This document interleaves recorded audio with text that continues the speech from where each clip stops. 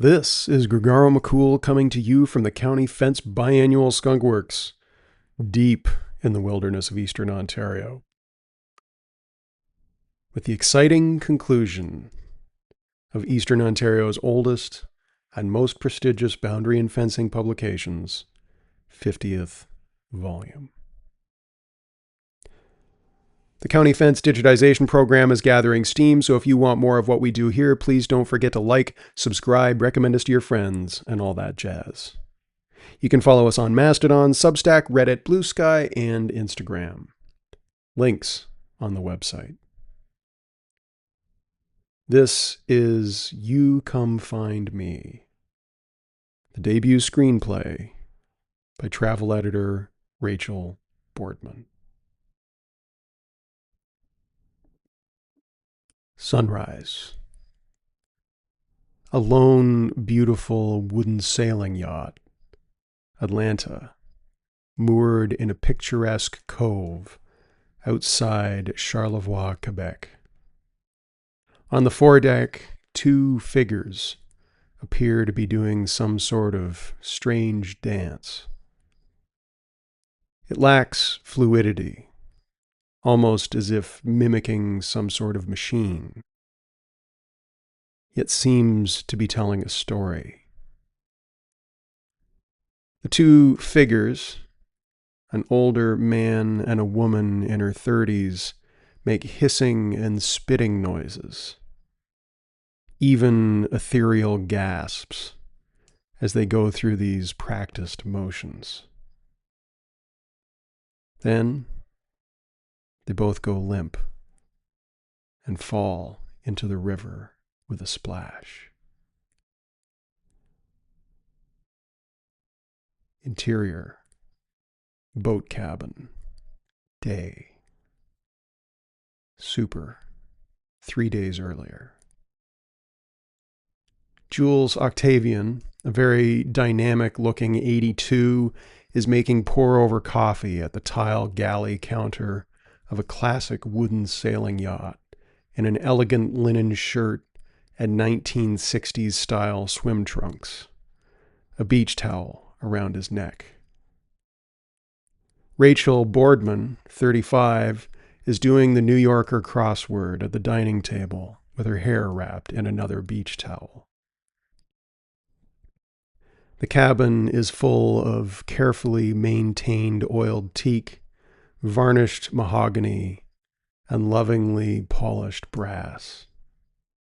Books are stuffed in every spare corner. Rachael. A 9-letter word for recollection. Jules. Anamnesis. Rachael. Right. Good one.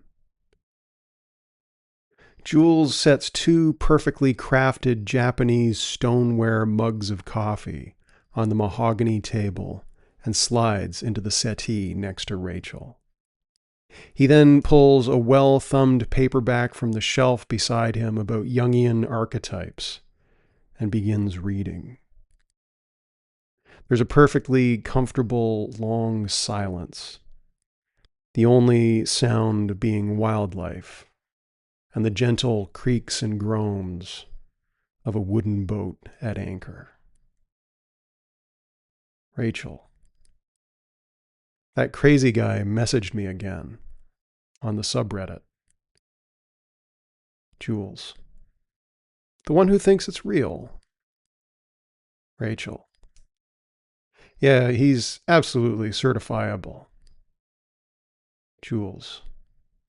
You should find out what he thinks. The insanity is often built upon an interesting shred of truth.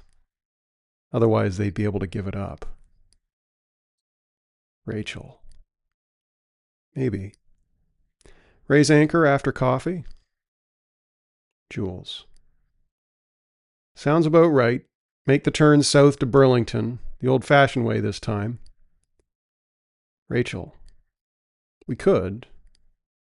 Or we could check out the asteroid crater. Jules. In Charlevoix? It'll add a week to the trip. Rachel. This is supposed to be the adventure of a lifetime. It's about the detours. Afraid old night might get you when you fall into the invisible river? Jules makes a point of looking out the port light and climbs to his feet, coffee in hand. Jules. Still a visible river, and lacking the salinity required to sustain giant psychic squids. Anyway, didn't your forum say it was the Missouri River that's the important one? Rachel. It says a lot of things. Besides, where's the rule that says fun things can't happen in Canada? Jules. I believe it's somewhere in the British North America Act. What about the jazz and the coffee you promised to be so good? Rachel. It'll still be there a week later. When's the next time you get to do the OA's movements on the deck of a boat over an ancient asteroid? It's the ultimate thin place. Jules. The lengths you'll go for some morning exercise. Rachel. You never know. Jules. I want to believe. Jules sets his coffee on the other side of the companionway and climbs the ladder with movements so practiced, age is no match. The ancient diesel rumbles to life. Exterior, St. Lawrence River, day. Atlanta, under full canvas, runs close to the wind with a bone in her teeth as she surges downriver on a beautiful early fall day. Picturesque French-Canadian villages dot the mountainous North Shore. Under a shady bimini, Jules works a beautiful wooden tiller, worn smooth by half a century of the same hands in the same place, watching the wind and sails ahead. Rachel relaxes beside him with a book, Labyrinths by Jorge Luis Borges. Interior, boat cabin, night. Atlanta's port lights are lit by dancing television and oil lamp light. Inside, Jules and Rachel are watching the finale of the OA. It ends, and Rachel gets up to make snacks. Jules. How old do you think the OA is? Rachel. I don't know, 25? Jules. Not Prairie, I mean the OA. She's the original. Is she somehow eternal, or is the original only in her mid-20s? Rachel. I guess she must be older than Prairie. Jules. You know, I spent some time obsessed with the Fountain of Youth. I never thought it was true, of course, but I thought the search made for a great story. Rachel. Would you really want to live forever? Jules. If the world keeps revealing new and fascinating things, why wouldn't I? Rachel. Wars, pestilence, perpetual human disappointment. Wouldn't the perpetual wisdom building make everyone else insufferable? Jules.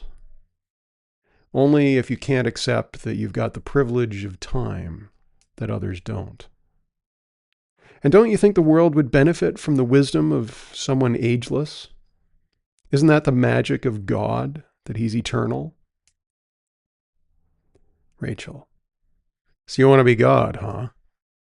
Jules. No, that's far too much pressure. I just want to know the rest of the story. Rachel. Me too. Shame it was canceled. Jules. Or was it? Rachel. I thought the theory was discounted. Jules. It's a story about storytelling, about finding your tribe and telling the story over and over until it makes sense. If you cancel that kind of story, it just sparks a garden of forking paths among the fans. The story never ends, and people continue finding each other. Rachel. You're saying Netflix tried to save a few bucks and ended up giving the story over to the fans. Jules. I struggle to see how any single conclusion, no matter how talented the writers, could be as good as that one.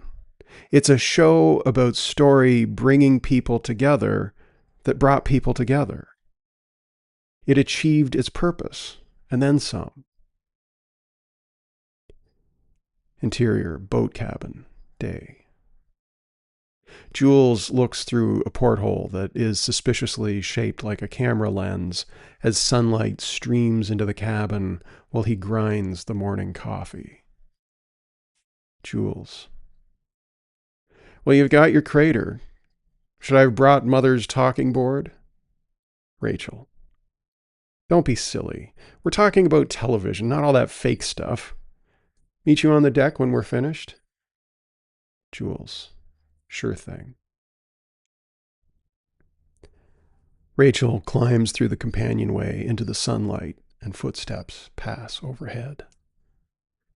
Exterior, boat, day. Jules sets the two perfect stoneware mugs outside of the companionway and climbs through himself before gingerly making his way forward without spilling a drop. Rachel is stretching and Jules does the same. After a moment, they both begin making movements together, the OA movements, hissing and spitting as they mechanically play out some kind of interpretive dance. Then they both collapse overboard into the river. Rachel leisurely swims around to the stern of the boat and climbs the ladder. She wraps herself in a towel neatly folded on the deck and dries herself as she moves forward. After a moment, she realizes Jules is nowhere to be seen and starts looking, more and more frantically. She begins calling to him. Then, in a moment of utter panic, she looks around at the horizon, and a hand grasps her foot from over the side. The hand belongs to a man in his 30s who looks uncannily like Jules. Hello, Rachel. What? You... Jules, did you find it? He doesn't answer, just swims off into the sunrise, conspicuously wearing the same trunks as Jules, to Time Stands Still by Rush. The end.